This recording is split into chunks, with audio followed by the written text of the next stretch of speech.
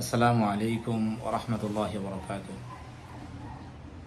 বেশ কয়েকদিন যাবৎ দেখা যাচ্ছে যে কেএফসির সারা বিশ্বেই মুসলিমরা তাদেরকে বয়কট করতেছে। মালয়েশিয়ার একটা নিউজ দেখলাম যে মালয়েশিয়াতে প্রায় সবগুলো কেএফসির শপই বন্ধ। তো এইটা আসলে খুব ভালো দিক যে মুসলিমরা যারা অমুসলিমদেরকে সাহায্য করবে তাদের পণ্য কিনবে না। আমরা এই জিনিসটা প্রায়ই দেখি যে যখনই বিভিন্ন জায়গায় ইসলামের কোনো ক্ষতি হয় এমন কোনো কোম্পানির পণ্য মুসলমানদেরকে বয়কট করতে দেখা যায়। এর আগে আমরা ফ্রান্সের প্রোডাক্ট বয়কট করতে দেখেছি, কিন্তু বিষয় হচ্ছে যে এই জিনিসটা কেন স্থায়ী হয় না।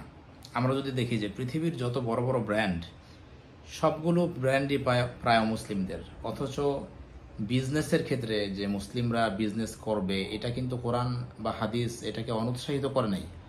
বরঞ্চ হাদিসে তো ব্যবসার ক্ষেত্রে বলা হয়েছে আত্তাজিরুস সাদুকুল আমিন মা'আন নাবিয়্যিন ওয়াস সিদ্দীকিন ওয়াস শুহাদা'i ওয়াস সালিহিন। একজন সৎ ব্যবসায়ী তিনি তো নবীদের সাথে তার হাসর নসর হবে। এবং রাসূলুল্লাহ সাল্লাল্লাহু আলাইহি ওয়াসাল্লামের যারা সাহাবী ছিলেন, বিশেষত আব্দুর রহমান ইবনে আউফ রাদিয়াল্লাহু আনহুর কথা আমরা জানি, উনি অনেক বড় ব্যবসায়ী ছিলেন। তো এখন মুসলিমদের আসলে ব্র্যান্ড কেন নাই নিজস্ব? তার একটা বড় কারণ হচ্ছে একটা ব্র্যান্ড যে তৈরি হয় এটা আসলে সদাকত বা সততার ভিত্তিতে তৈরি হয়। একটা কোম্পানি যখন সে তার কাস্টমারদেরকে ঠকায় না, কাস্টমারদের সাথে যখন অনেস্ট থাকে, তখনই কিন্তু সেই কোম্পানিটা বিশ্বব্যাপী সেটার প্রচলন হয় এবং মানুষ তাদের পণ্য কিনতে থাকে। তো এই জায়গায় ব্র্যান্ড তৈরি করার ক্ষেত্রে আমরা মুসলিমরা ব্যর্থ এখানে যে আমরা হয়তোবা মানুষকে অনেস্টভাবে আমরা সেবা দিতে পারি না, বা যে কোনো পণ্যের ক্ষেত্রে আমরা কিন্তু ভেজাল দেওয়ার চেষ্টা করি, যার কারণেই আমাদের নিজস্ব কোনো ব্র্যান্ড তৈরি হয় না। এখন আলহামদুলিল্লাহ অনেক ব্র্যান্ড তৈরি হচ্ছে, যেমন মুরগি ভাজা খাওয়া, কেএফসি চিকেন ফ্রাই, এটা একটা সুস্বাদু খাবার। কেএফসি এটা অনেক আগে শুরু করছে, কিন্তু আলহামদুলিল্লাহ এখন সব দেশেই, আমাদের বাংলাদেশেও বিভিন্ন ব্র্যান্ড হয়েছে। এবং সৌদি আরবের কথা যদি বলি, সৌদি আরবে আলবাইক আছে, যারা গেছেন তারা দেখছেন যে এটা বেশ জনপ্রিয়।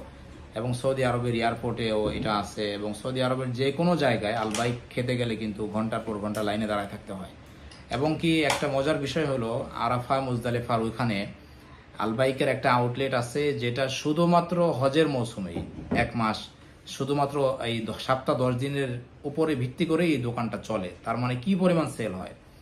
তো এক্ষেত্রে এই সমস্ত ব্র্যান্ড যদি আমরা বয়কট করি, এটা অবশ্যই ভালো কাজ, কিন্তু এটা সঠিক সমাধান না, বা এটা স্থায়ী সমাধান না। এটা আমরা আবেগের বশবর্তী হয়ে করি। কিন্তু আমরা যদি দেখি পৃথিবীতে ড্রিঙ্কস, সফট ড্রিঙ্কস এটা একটা জনপ্রিয় একটা পানীয়, এটা সবাই আমরা এটা গ্রহণ করি।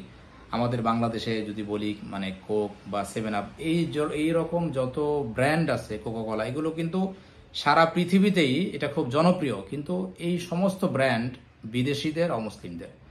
আমরা মুসলিমরা কিন্তু এই ধরনের কোনো ব্র্যান্ড তৈরি করতে পারি নাই, বা এটাকে এইরকম ব্র্যান্ড তৈরি করার আমরা প্রয়োজনীয়তাও অনুভব করি নাই। অথচ হালাল পণ্য বেচা কেনা করা বা হালাল পণ্যের প্রচার প্রসার করা, আমরা বিশেষত যারা ইউরোপে থাকি, আমাদের ক্ষেত্রে এটা, আমরা যে সমস্ত শরীয়ত বিরোধী কাজ করি, এর মধ্যে একটা বড় কাজ হচ্ছে যে আমরা হারাম খাই।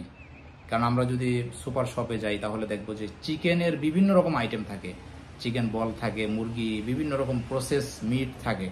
সেইগুলো কিন্তু সবগুলোই, কোনোটা মুরগি বা কোনোটা গরুর গোশতই কিন্তু সঠিক প্রক্রিয়ায় জবাই হয় না, হালাল প্রক্রিয়ায়।